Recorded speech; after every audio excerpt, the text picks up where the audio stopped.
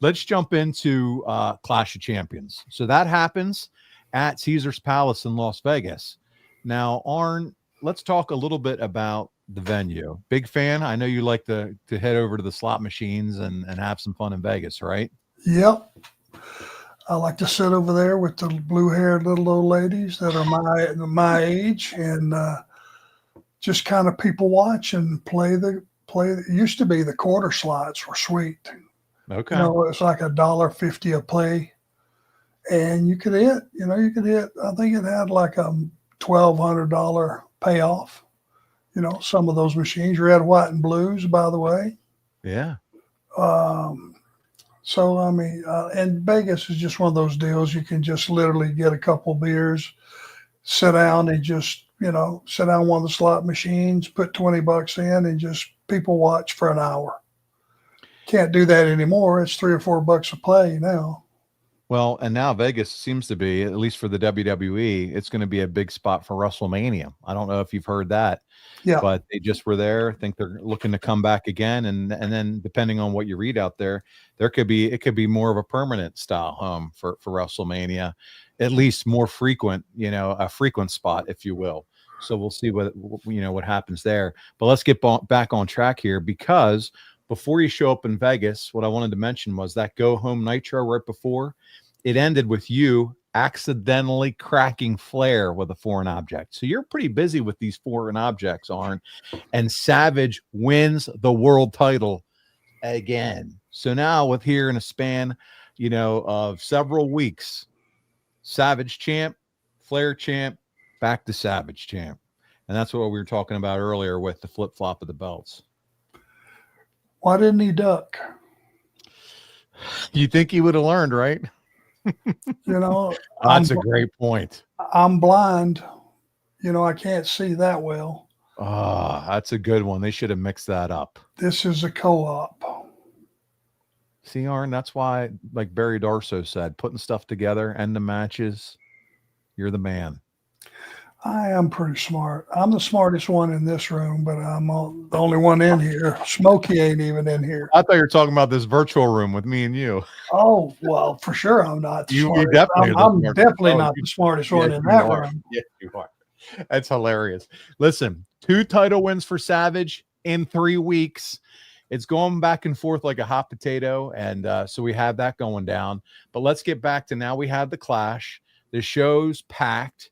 During the big main event hype, Hogan's out there with Mean Gene, brother. He's cutting the promo. He's flanked by a parade of women, including Woman, who's back in WCW, Kevin Sullivan at the time's wife.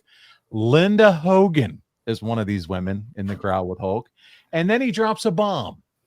Miss Elizabeth and Kevin Green, who I mentioned earlier, are going to be in his and Savage's corner for the main event, which I found interesting because here's Kevin Green just having won with the Steelers, that AFC championship.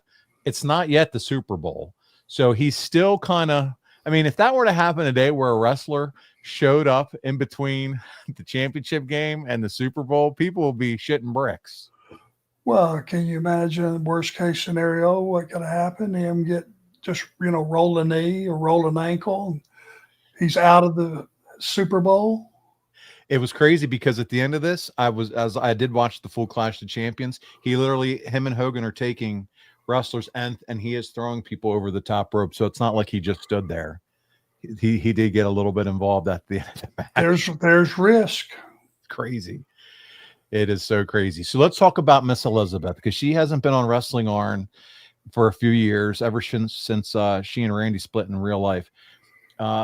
So do you remember anything about her being there, her coming back, locker room react? Did you see anything about her returning to business? Well, they kept it quiet during the day, obviously. And she's just quite the lady. She always, was just really a nice, soft-spoken person. And she really was Miss Elizabeth. She was really a nice person. So soft-spoken, so kind. Yes, Ryan, I remember Rodman came back when the Bulls were in the finals, but he was a different character in Cat. He did anything he wanted, whether they told him to or wanted him to or not. Just think about a football player. I don't know. It's just crazy to me at that period. These are things that you can say would not be allowed or happen today, but getting back to Miss Elizabeth again, there was a time back in the late 90s where, you know, getting out to nitros and things like that, I had the opportunity to meet her and get a picture with her and Deborah McMichael. And Arn, she was as kind as you would imagine seeing her on TV. That's how kind of a person she was in person as well. Just soft-spoken and very kind to the fans. Yep, that's just who she was. She's just a very nice person. Yeah. So Randy's there, you know, still going on there. And then, as I mentioned, Kevin Green, Pro Bowl linebacker, big time personality. And we know you get to work with him later on in the year, but what did you think about him here? Did you think he brings something extra to the story, or, you know, what was your thought about meeting Kevin Green and seeing him as part of WCW? Well, I mean, he's a wild man. He fit being involved in professional wrestling. I don't think it was much of a stretch, to be honest with you. He, you know, there's linebackers and defensive ends that are headhunters, you know, like Mongo. You know, anything involving fighting, they can amend whatever they have experience-wise and make it, you know, work for them in that scenario because they're headhunters. Guys, listen, get your super chats in. I promise once we wrap up Clash of Champions and ask Arn some questions, I'm going to come over to you to wrap up the show. Lots of great banter. CG's talking about how he met Miss Elizabeth when he lived in New York. Everything Paul said, I second. She was so genuine, for sure. These guys are talking about, could you imagine Tyrese Halliburton, who's a huge WWE guy? I don't know if Brock told you or not, but Paul Levesque, Triple H, and Nick Khan were at a Pacers-Knicks game. And so was Pat McAfee. Got on the mic and ripped the New York fans, told them to go. It was great. And last night on Raw, I see they did a Halliburton special edition T-shirt. They're selling WWE shop, so it's a lot of fun. We're still seeing the mix of sports and wrestling. Are you a fan overall of kind of bringing the sports and the athletes and kind of bringing that together? Because it feels like that's what we all love. We love all that, sports and wrestling. We're fans of theirs. They're fans of ours. It's a good mix, you know, but much respect.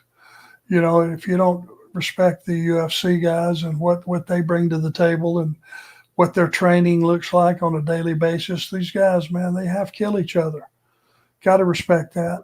And and then they try, you know, they step through the ropes. They think it's going to be, you know, something maybe less than. The first time they take a big bump, they go, holy shoo, whoa, let's back up here a minute. So there's a mutual respect.